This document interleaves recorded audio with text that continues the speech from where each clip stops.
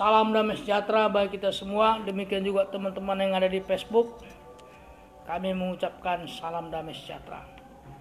Kita mengikuti siaran langsung dalam ibadah, doa, dan penyembahan. Kita masih tetap dalam kitab Pengembalaan, dalam Markus pasal 10 ayat 32. Pemberitahuan ketiga tentang penderitaan Yesus. Yesus dan murid-muridnya sedang dalam perjalanan ke Yerusalem. Dan Yesus berjalan di depan. Murid-murid merasa cemas dan juga orang-orang yang mengikuti dia dari belakang merasa takut. Sekali lagi Yesus memanggil ke-12 muridnya dan ia mulai mengatakan kepada mereka apa yang akan terjadi atas dirinya. Inilah pernyataan Tuhan kepada murid-murid bahwa dia akan menderita dan mati di Bukit Golgota, disalibkan, disesah, diolok-olok, tapi pada hari ketiga dia akan bangkit kembali. Dan pemberitahuan ini sampai 3 kali diungkapkan kepada murid-murid supaya murid-murid siap, supaya murid-murid tahu bahwa dalam mengikut Tuhan harus menderita. Jadi Yesus sudah lebih dahulu mengalami penderitaan itu. Demikian juga murid-murid harus. Dan Tuhan memberitahukan 3 kali. Supaya jangan ada penyelewengan. Jangan ada dusta. Jangan ada menyalahi pemberitaan Injil ini. Sehingga murid-murid kuat berpegang teguh. Kita lihat dulu Matius pasal 28 ayat yang ke-11. Ketika mereka di tengah jalan, datanglah beberapa orang dari penjaga itu ke kota dan memberitahukan segala terjadi itu kepada imam-imam kepala. Dan sesudah berunding dengan tua-tua, mereka mengambil keputusan lalu memberikan sejumlah besar uang kepada serdadu-serdadu itu. Dan berkata, kamu harus mengatakan bahwa murid-muridnya datang malam-malam dan mencurinya ketika kamu sedang tidur. Dan apabila hal ini kedengaran oleh wali negeri, kami akan berbicara dengan dia. Sehingga kamu tidak beroleh kesulitan apa-apa. Mereka menerima uang itu dan berbuat seperti yang dipesankan kepada mereka. Dan cerita ini tersiar di antara orang-orang Yahudi sampai sekarang ini. Inilah dusta, penyelewengan, apa yang terjadi atas kematian Yesus di kayu salib dan atas kebangkitannya pada hari ketiga.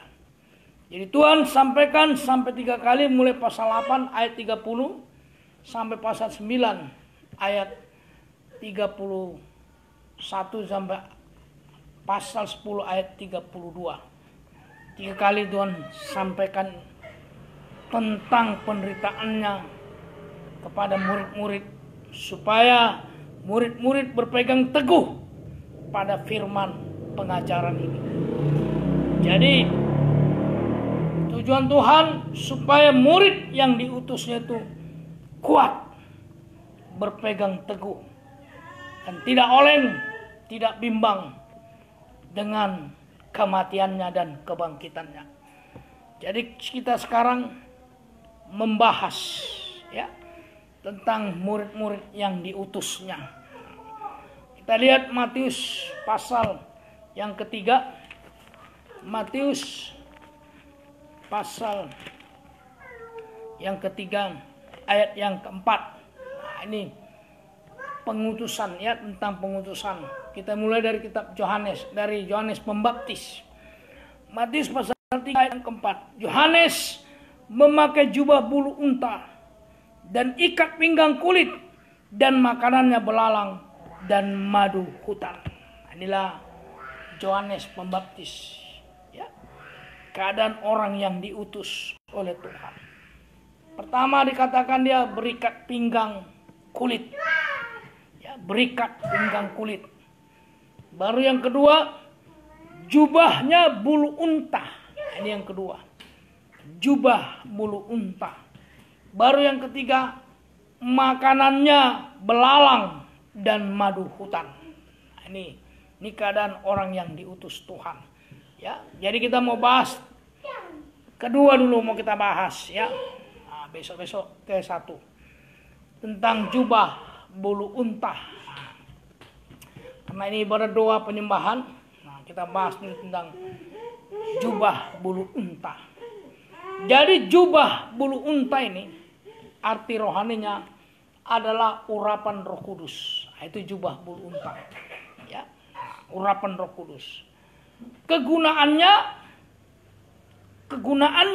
jubah bulu unta atau urapan Roh Kudus itu kegunaannya adalah untuk bagian A, ya, memberikan kehangatan pada malam hari. Nah, ini jubah bulu unta itu kegunaannya. Bagian A, memberi kehangatan pada malam hari. B, melindungi dari panas matahari pada siang hari. Nah, ini kegunaan jubah bulu unta, ya, urapan Roh Kudus. Sekali lagi, bagian A memberikan kehangatan pada malam hari. Nah, ini sedang di padang gurun kan, dingin itu. Nah, B, melindungi dari panas matahari pada siang hari. Nah, itu padang gurun siang hari sangat terik. Nah, jadi jubah bulu unta ini dapat memberikan kesejukan bagi kita. Nah, jadi 3 hal yang kita dapatkan dari urapan Roh Kudus. Jadi jubah bulu unta itu adalah urapan Roh Kudus. Nah, maka murid-murid kalau diutus hamba Tuhan itu harus dipenuhi oleh Roh Kudus, ya. Nah, supaya kita mendapatkan 3 hal dari urapan Roh Kudus ini. Ya, ada 3 hal yang kita dapatkan dari urapan Roh Kudus. 1, membuat kita peka di padang gurun dunia ini. Nah, ini kita peka. Ini pertama, membuat kita peka di padang gurun dunia ini, ya. Nah, jadi padang gurun itu menunjuk dunia yang selalu menarik kita untuk masuk dalam berbagai-bagai macam pergaulan. Itu padang gurun, itu dunia. Menarik kita kepada bermacam-macam pergaulan. Jadi dunia ini penuh dengan kesibukan. Dunia ini penuh dengan kenikmatan. Ya. Dunia ini penuh dengan segala macam pengaruh-pengaruhnya. Terutama pengaruh dalam pergaulan. Nah, yaitu pergaulan buruk. Nah, itu yang dapat dari dunia ini. 1 Korintus 15 ayat 33. 1 Korintus pasal 15 ayat 33. 1 Korintus pasal 15 ayat 33. Janganlah kamu sesat. Pergaulan yang buruk merusakkan kebiasaan yang baik. Nah, ini pergaulan dunia. Ya, pergaulan buruk. Jadi pergaulan buruk ini bagian A. Pergaulan yang membuat kita tidak bisa beribadah atau melayani Tuhan. Ini pergaulan buruk dunia. Ini bagian A. Membuat kita tidak bisa beribadah, membuat kita tidak bisa melayani Tuhan. Itu bagian A, pergaulan buruk. Ya. B, pergaulan yang membuat kita mengarah kepada dosa-dosa. Ini pergaulan dunia. Tidak bisa beribadah, tidak bisa melayani, dan mengarahkan kita kepada dosa-dosa. Dosa-dosa. Inilah pergaulan dunia. Pergaulan dalam ibadah. 2 Timotius 4. 2 Timotius pasal 4 ayat 1 sampai ayat yang kelima. 2 Timotius pasal 4 ayat 1. 2 Timotius pasal 4 ayat 1 sampai ayat yang kelima. Di hadapan Allah dan Kristus Yesus yang akan menghakimi orang yang hidup dan yang mati. Aku berpesan dengan sungguh-sungguh kepadamu, demi pernyataannya dan demi kerajaannya. Beritakanlah firman, siap sedialah baik atau tidak baik waktunya. Nyatakanlah apa yang salah, tegurlah dan nasihatilah dengan segala kesabaran dan pengajaran. Karena akan datang waktunya orang tidak dapat lagi menerima ajaran sehat. Tetapi mereka akan mengumpulkan guru-guru menurut kehendaknya untuk memuaskan keinginan telinganya. Mereka akan memalingkan telinganya dari kebenaran dan membukanya bagi dongeng. Tetapi kuasailah dirimu dalam segala hal. Sabarlah menderita, lakukanlah pekerjaan pemberitaan Injil, dan tunaikanlah tugas pelayananmu. Inilah dia pergaulan dalam ibadah. Jadi ibadah yang tidak pernah mengalami keubahan hidup. Ini pergaulan dalam ibadah. Ya, inilah ibadah yang tidak pernah mengalami keubahan hidup. Penyebabnya, ibadah yang tidak pernah mengalami keubahan hidup, penyebabnya, satu, karena beribadah tidak mengutamakan firman Tuhan. Itu penyebabnya. Sehingga nggak bisa berubah. Ya. Tidak pernah mengalami keubahan hidup. Terus mengikuti ibadah. Tapi tidak pernah berubah. Tidak pernah mengalami keubahan hidup. Penyebabnya itu. Pertama penyebabnya karena beribadah tidak mengutamakan firman Tuhan. Sama dengan tidak percaya. Tidak percaya. Sama dengan keras hati. Keras hati. Keras hati. Coba kita lihat ayat 4-nya. 2 Petrus 4 tadi. Ayat yang keempat. Mereka akan memalingkan telinganya dari kebenaran dan membukanya bagi dongeng. Itu yang keempat. Menganggap firman Allah itu adalah dongeng. Nah ini sekarang. Ini maka nggak berubah. Firman Allah itu dianggap dongeng. Tidak betul akan terjadi. Jadi ingat, tergantung si pendengar. Kalau firman Allah kita terima dengan hati yang baik. Sekali lagi tergantung kepada si pendengar. Kalau firman Allah kita terima dengan hati yang baik, maka Tuhan pasti menolong. Pasti menolong kita. Kalau tidak, semua akan menjadi sia-sia. Jadi firman Allah itu harus kita terima lebih dari harta. Itu firman. Kita terima harus lebih dari harta. Bahkan lebih dari diri kita sendiri. Artinya sampai kita tidak sayang diri untuk menerima firman Allah. Untuk mempraktekkan firman Allah. Itu contoh. Contoh lagi Judas. Judas ini selalu menolak. Nah, ini contoh Judas. Sehingga dia gak pernah berubah. Selalu Judas menolak. Dia tidak pernah mau menerima firman Allah. Ketika Tuhan Yesus sebagai gurunya menyampaikannya. Kita lihat dulu Matius pasal 26 ayat 25. Matius pasal 26 ayat yang ke-25. Matius pasal 26 ayat yang ke-25. Judas yang hendak menyerahkan dia itu menjawab, katanya, bukan aku ya Rabi. Kata Yesus kepadanya, engkau telah mengatakannya. Nah, ini ketika dia ditunjuk oleh firman, apa katanya? Bukan aku ya Rabi. Bukan aku. Inilah penolakan itu. Ya. Sudah firman menegur, tapi dia menolak. Artinya tidak percaya. Tidak mau mengaku.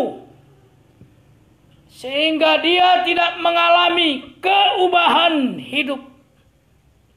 Walaupun dia sebagai rasul, sebagai murid Tuhan, sebagai orang pengajaran, satu waktu dia akan binasa. Harus binasa. Itu penyebab pertama. Ya, itu penyebab pertama. Karena tidak mengutamakan firman, tidak percaya dan menolak firman. Penyebab kedua, tidak sungguh-sungguh di dalam firman pengajaran. Ini penyebab kedua. Ya, tidak ada kesungguhan di dalam firman pengajaran. Penyebab pertama itu karena ibadah tidak mengutamakan firman dan tidak percaya, keras hati, sehingga tidak mengalami keubahan hidup. Kedua, tidak sungguh-sungguh dalam firman pengajaran. Saat firman pengajaran disampaikan, selalu main-main. Nah, ini ya. Selalu dia main-main. Atau dalam ibadah, atau di dalam ibadah itu tidak ditampilkan firman pengajaran yang benar. Nah, ini dua alternatif. Ya. Pertama, nggak sungguh-sungguh. Firman disampaikan, dia menghayal, main-main, berkelakar, begini begitu, ya. Yang kedua, atau firman pengajaran itu tidak ditampilkan di dalam ibadah itu, ya. Tidak ditampilkan dalam ibadah itu. Sebab inilah yang menjadi puncaknya hati Tuhan, firman pengajaran ini. Ini yang menjadi puncaknya hati Tuhan. Jadi hamba Tuhan atau anak Tuhan harus kita berjuang untuk melawan daging, supaya kita bisa menerima firman pengajaran ini. Mau anak Tuhan, mau hamba Tuhan, kita harus berjuang melawan daging ini, supaya kita bisa menerima firman pengajaran ini. Roma pasal 8 ayat 6 sampai ayat yang ke-8. Roma pasal 8 ayat 6 sampai ayat yang ke-8. Karena keinginan daging adalah maut, tetapi keinginan roh adalah hidup dan damai sejahtera. Sebab keinginan daging adalah perseteruan terhadap Allah, karena ia tidak takluk kepada hukum Allah. Hal ini memang tidak mungkin baginya. Mereka yang hidup dalam daging tidak mungkin berkenan kepada Allah. Kita harus berjuang melawan daging ini. Karena inilah keadaan daging. Daging ini seteru, bertentangan selalu dengan firman Allah. Itu daging. Maka kita harus berjuang untuk melawan daging. Karena dia bertentangan dengan firman Allah. Bertentangan dengan Tuhan. Itu daging. Kita lihat ayat 15-nya lagi. Roma pasal 8 ayat yang ke-15-nya. Sebab kamu tidak menerima roh perbudakan yang membuat kamu menjadi takut lagi. Tetapi kamu telah menerima roh yang menjadikan kamu anak Allah. Oleh roh itu kita berseru, ya Aba, ya Bapa. Ini ayat 15. Jangan takut dengan apapun. Asal kita sungguh-sungguh, maka doa-doa kita akan dijawab oleh Tuhan. Asal kita sungguh-sungguh, maka doa kita akan dijawab oleh Tuhan. Tuhan tidak pernah mendustai kita. 1 Yohanes 2 ayat 16 sampai ayat yang ke-17. 1 Yohanes pasal 2 ayat 16 sampai 17.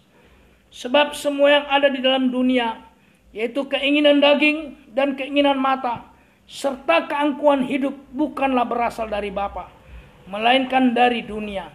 Dan dunia ini sedang lenyap dengan keinginannya, tetapi orang yang melakukan kehendak Allah tetap hidup selama-lamanya. Inilah firman Tuhan. Ya. Jadi daging bertentangan dengan firman. Dunia bertentangan dengan Tuhan. Ya, bertentangan. Bahkan hati-hati juga dengan pengajaran-pengajaran palsu yang akan menjanjikan berbagai-bagai macam keinginan daging. Maka daging ini harus dimatikan. Supaya apa? Supaya kita berkenan kepada Tuhan. sehingga kita bisa menerima kehidupan yang kekal. Semoga kita bisa mengerti. Hati-hati ya. Itu 1 Yohanes 2. Dunia ini akan berlalu dan di dalamnya banyak bermacam-macam janji untuk keinginan-keinginan daging. Maka kita harus berjuang untuk mematikan keinginan daging supaya kita bisa berkenan kepada Tuhan, sehingga kita nanti bisa menerima hidup kekal. Itu sekarang yang kedua. Tadi yang pertama, 3 hal yang kita dapatkan dari urapan Roh Kudus. Yang pertama tadi, membuat kita peka menghadapi padang gurun atau dunia ini. Membuat kita peka menghadapi padang gurun atau dunia ini. Itu dunia memberikan pergaulan-pergaulan buruk, memberikan janji-janji, memberikan pengharapan, kesibukan-kesibukan, kenikmatan pengaruh-pengaruhnya. Itu dunia menghadapi padang gurun. Jadi dibutuhkan urapan Roh Kudus. Yang kedua, 3 hal yang kita dapatkan dari urapan Roh Kudus. Yang kedua, kita tahan sengsara. Tadi membuat kita peka di padang gurun dunia ini. Yang kedua, tahan sengsara atau menderita bersama Tuhan. Nah, ini yang kedua. Ini yang kita dapatkan dari urapan Roh Kudus. Kita tahan sengsara, kita tahan menderita bersama dengan Tuhan di padang gurun di dunia ini. Jadi dunia ini penuh dengan penderitaan. Itu dunia. Penuh dengan penderitaan. Penuh dengan kesusahan. Nah, itu dunia. Di sini dibutuhkan, di dalam dunia ini, padang gurun dunia ini, yang dibutuhkan adalah urapan daripada Roh Kudus. Urapan daripada Roh Kudus untuk mencurahkan kasih-Nya supaya kita tidak mudah kecewa. Tidak mudah kecewa. Tidak gampang putus asa. Tidak gampang bersungut-sungut. Kita butuhkan adalah urapan Roh Kudus. Ini saat kita menghadapi dunia yang penuh dengan penderitaan, yang penuh dengan berbagai-bagai macam kesusahan. Sekali lagi, yang kita butuhkan di sini adalah urapan Roh Kudus untuk kita dapat menerima curahan kasih-Nya, supaya kita tidak mudah putus asa dan tidak mudah kecewa. Roma pasal 5 ayat 3 sampai ayat yang ke-5. Roma pasal 5 ayat 3 sampai 5. Dan bukan hanya itu saja, kita malah bermegah juga dalam kesengsaraan kita. Karena kita tahu bahwa kesengsaraan itu menimbulkan ketekunan. Dan ketekunan menimbulkan tahan uji. Dan tahan uji menimbulkan pengharapan. Dan pengharapan tidak mengecewakan, karena kasih Allah telah dicurahkan di dalam hati kita oleh Roh Kudus yang telah dikaruniakan kepada kita. Inilah yang membuat kita tidak gampang kecewa, tidak gampang putus asa, adalah urapan daripada Roh Kudus. Kasih-Nya, kasih-Nya. Jadi kasih-Nya kita terima. Kasih-Nya itu kita terima lewat penyembahan. Di sini kita menerima kasih Tuhan, supaya kita tidak gampang kecewa. Kasih-Nya itu harus dapat kita terima, yaitu lewat penyembahan. Sekarang bukti tidak kecewa. Ini bukti kita tidak kecewa. Bagian A, kita tetap bertekun dan bergairah dalam mengikuti 3 macam ibadah. Ini bukti kita tidak kecewa. Tetap bertekun, bergairah dalam mengikuti 3 macam ibadah atau pelayanan. Jadi jangan asal datang, tetapi kita harus berjuang supaya ada gairah untuk membuat kita sungguh-sungguh dalam mendengar firman pengajaran ini. Ya, sekali lagi jangan asal datang, tetapi berjuanglah supaya ada gairah untuk sungguh-sungguh dalam mendengar firman pengajaran ini. Jadi ingat, jika penderitaan makin bertambah, jika penderitaan kita makin bertambah-tambah, itu artinya bahwa proses akan selesai. Akan selesai. Nah, jadi kita harus perhatikan, ya, harus sensitif. Jangan jadi putus asa. Semakin bertambah-tambah penderitaan itu, ingat, proses itu berarti akan selesai. Nah, kita lihat dulu waktu Silut, 2 Petrus 2 ayat 7 sampai ayat yang ke-8. Nah, ini keadaan Lut waktu dalam penderitaan. 2 Petrus 2 ayat 7 sampai ayat yang ke-8. Tetapi ia menyelamatkan Lut, orang yang benar, yang terus-menerus menderita oleh cara hidup orang-orang yang tak mengenal hukum dan yang hanya mengikuti hawa nafsu mereka saja. Sebab orang benar ini tinggal di tengah-tengah mereka dan setiap hari melihat dan mendengar perbuatan-perbuatan mereka yang jahat itu, sehingga jiwanya yang benar itu tersiksa. Ini keadaan Lut, ya. Makin berat, makin berat, makin berat. Tersiksa kehidupannya. Tapi ingat, jangan putus asa.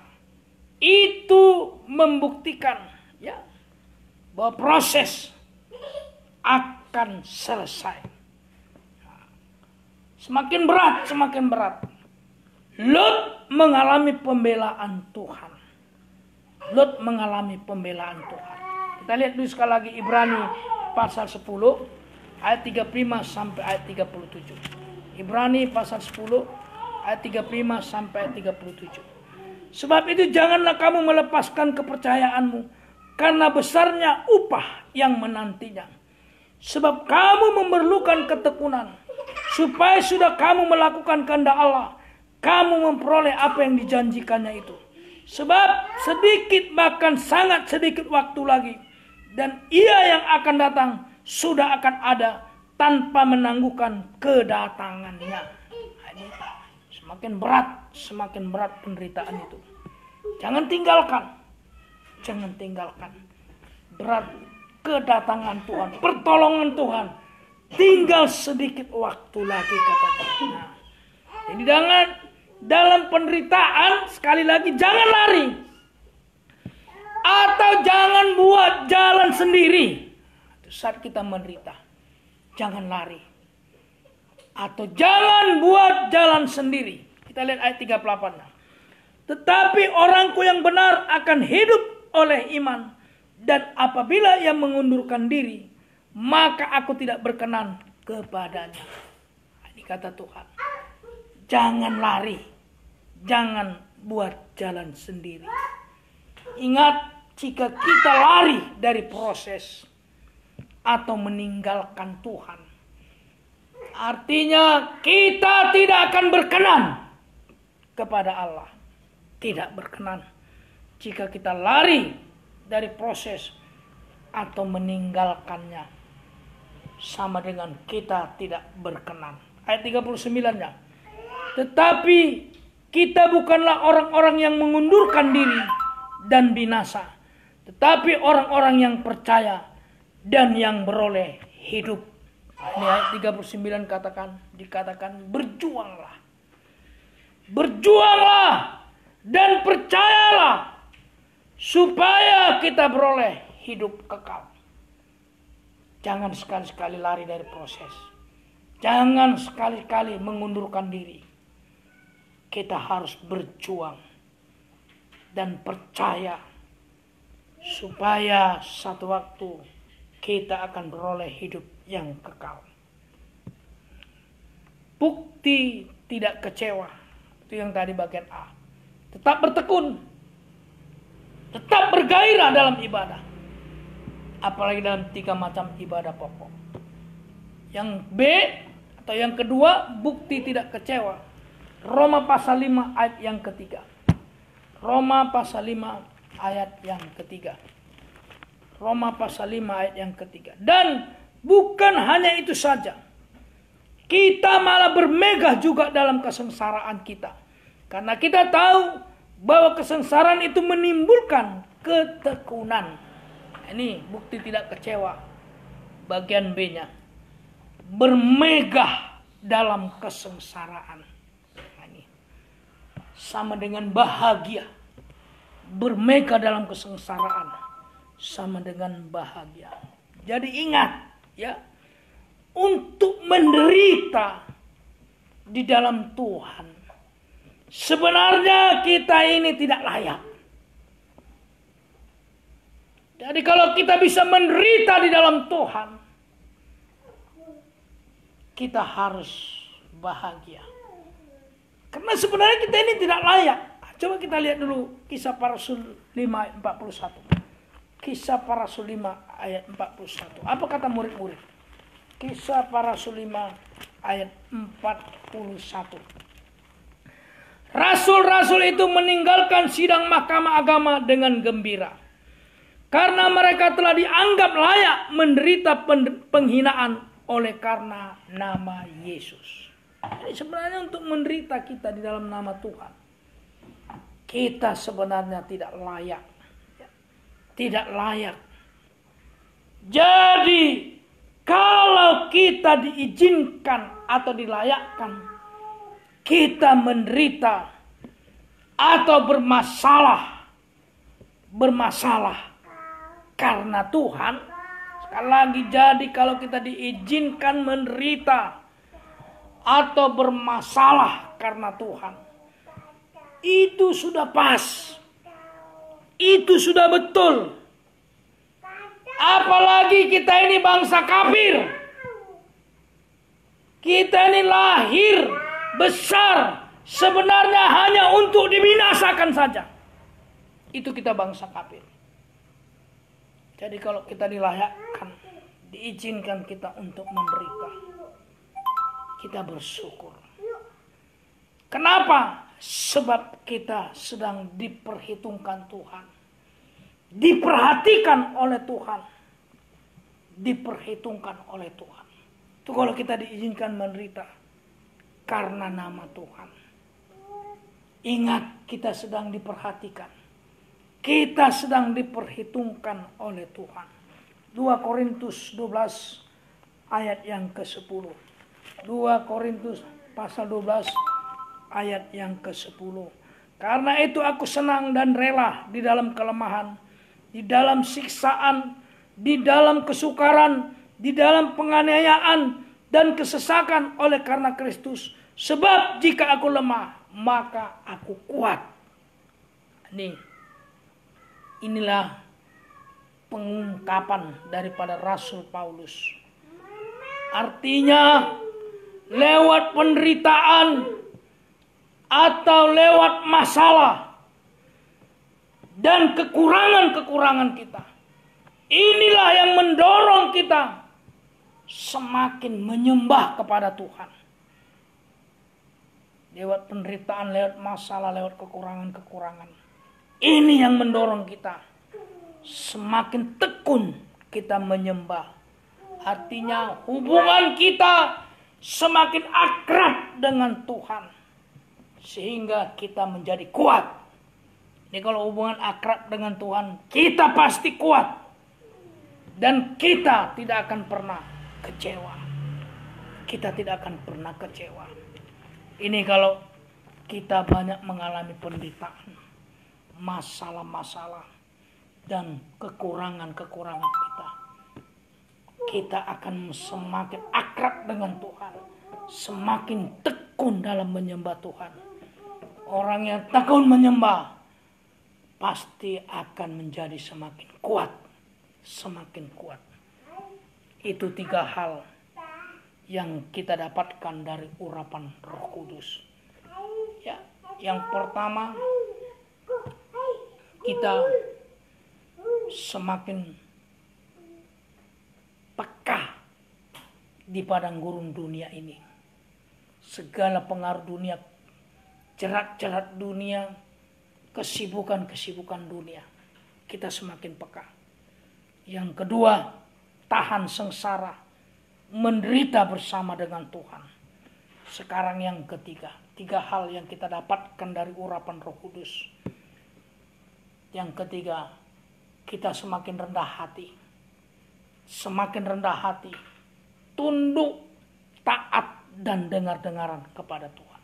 Ini urapan Roh Kudus itu. Ini yang kita dapatkan. Kita rendah hati, tunduk, taat, dengar-dengaran kepada Tuhan. Ini yang ketiga. Pertama, peka menghadapi dunia di padang gurun dunia ini. Kedua, tahan sengsara, menderita bersama dengan Tuhan. Semakin tekun kita menyembah. Ketiga, kita rendah hati, tunduk, taat, dan dengar-dengaran kepada Tuhan. Jadi untuk manusia, ini adalah merupakan hal yang tersulit, yaitu untuk tunduk. Ini adalah merupakan hal yang sangat sulit untuk dilakukan manusia. Adalah tunduk. Jadi ketundukan di sini menunjuk ketundukan kepada pengajaran. Itu ketundukan di sini. Ini dalam urapan Roh Kudus. Kita semakin rendah hati, taat, ya, tunduk dan taat dengar-dengaran kepada Tuhan. Jadi untuk manusia yang merupakan hal yang tersulit adalah untuk tunduk. Ini sulit kali manusia ini. Tunduk di sini menunjuk ketundukan kepada firman pengajaran. 1 Petrus 5 ayat 5 sampai 6. 1 Petrus 5 ayat 5 sampai 6. Demikian jugalah kamu, hai orang-orang muda, tunduklah kepada orang-orang yang tua, dan kamu semua rendahkanlah dirimu seorang terhadap yang lain. Sebab Allah menentang orang-orang yang congkak, tetapi mengasihani orang yang rendah hati. Karena itu rendahkanlah dirimu di bawah tangan Tuhan yang kuat, supaya kamu ditinggikannya pada waktunya. Inilah ketundukan kepada pengajaran. Jadi asal kita tunduk, kita rendah hati. Apa kata ayat 7? Serahkanlah segala kekhawatiranmu kepadanya, sebab ia yang memelihara kamu. Asal kita tunduk, rendah hati, maka segala, ayat 7 katakan segala kekhawatiran, masalah maupun persoalan-persoalan kita, Tuhan akan mengambil alih. Ini kalau kita mau tunduk, ya, dan rendah hati. Apapun persoalan, apapun masalah kita, kekhawatiran kita, maka Tuhan yang akan mengambil alih. Jadi ingat, dalam pemeliharaan Tuhan,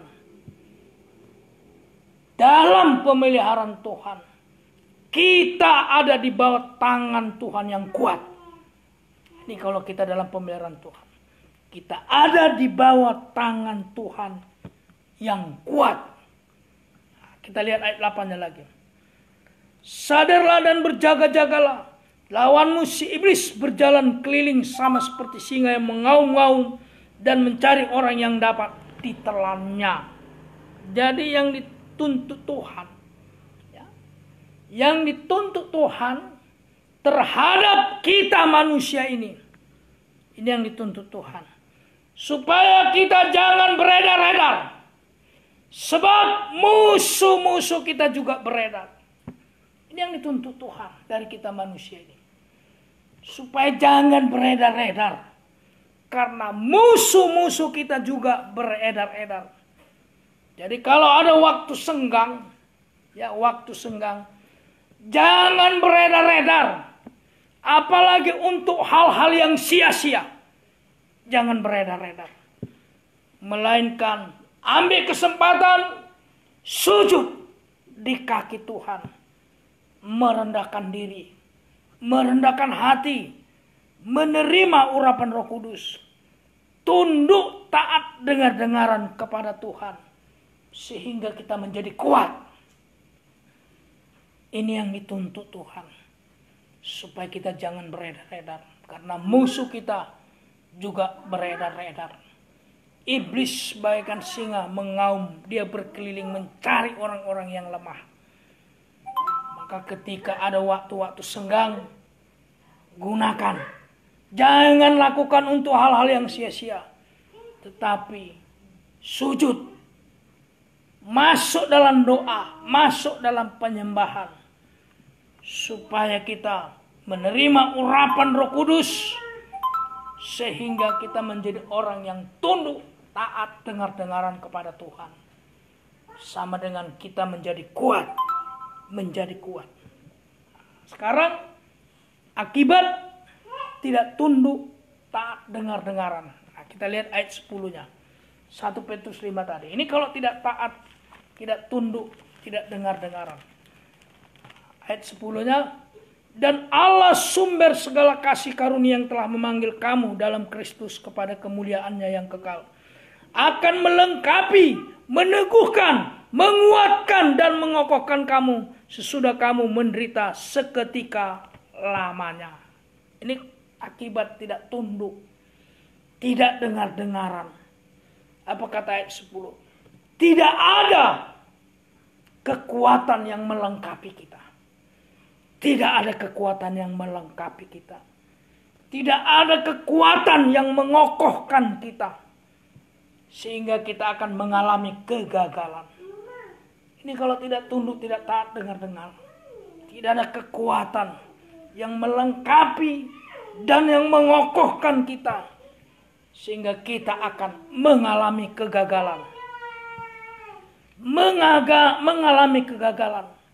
Dan kita menutup kesempatan untuk berhasil.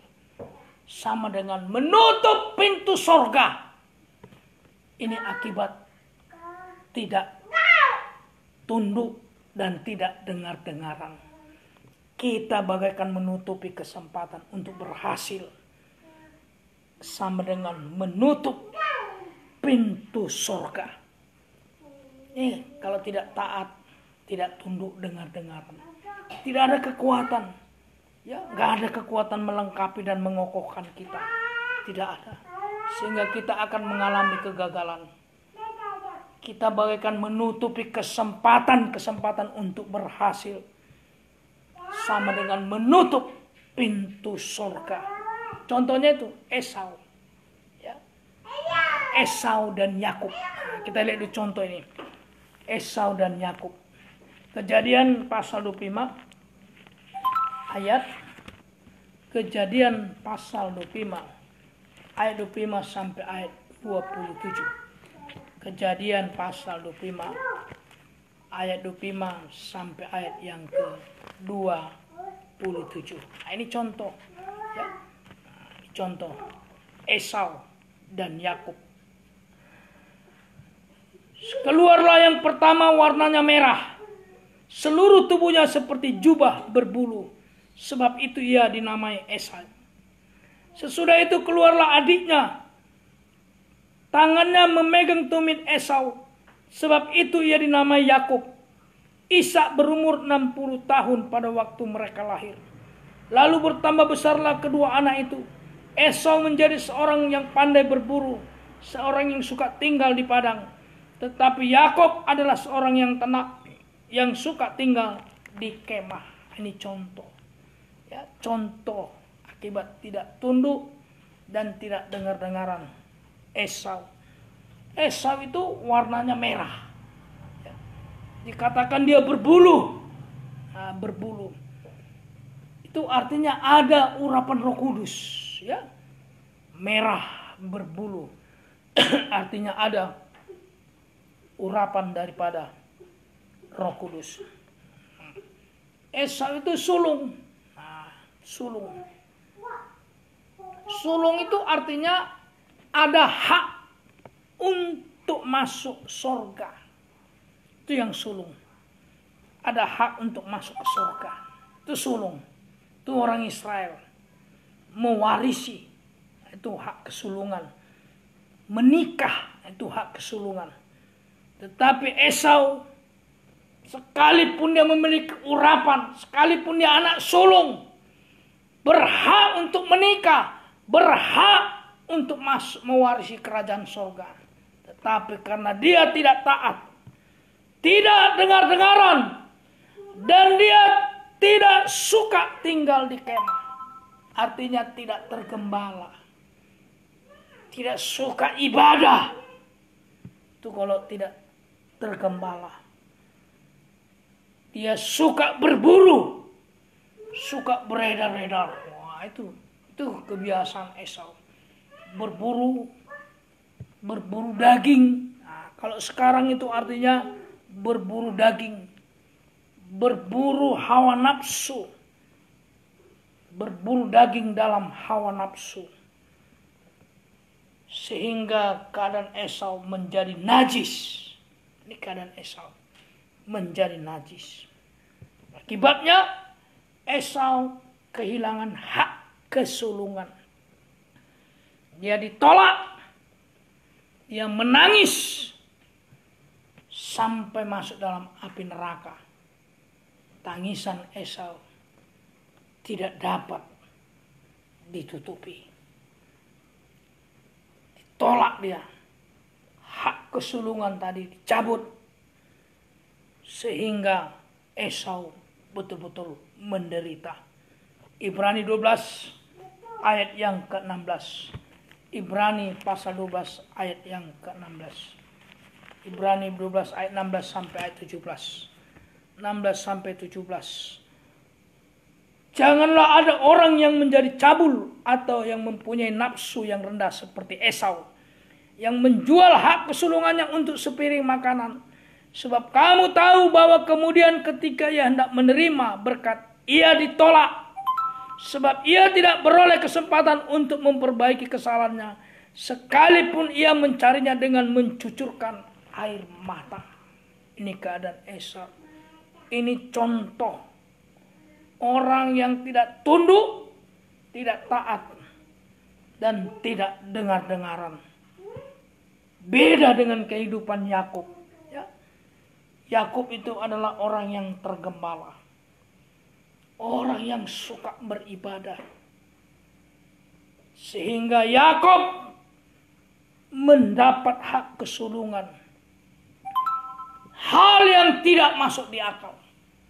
Hal yang tidak mungkin, hal yang mustahil menjadi sangat mungkin. Ini kekuatan tergembala. Ini kekuatan jika kita taat, tunduk, dan dengar-dengar. Berhasil.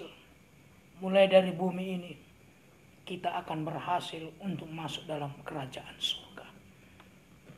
Ini kegunaan urapan daripada Roh Kudus.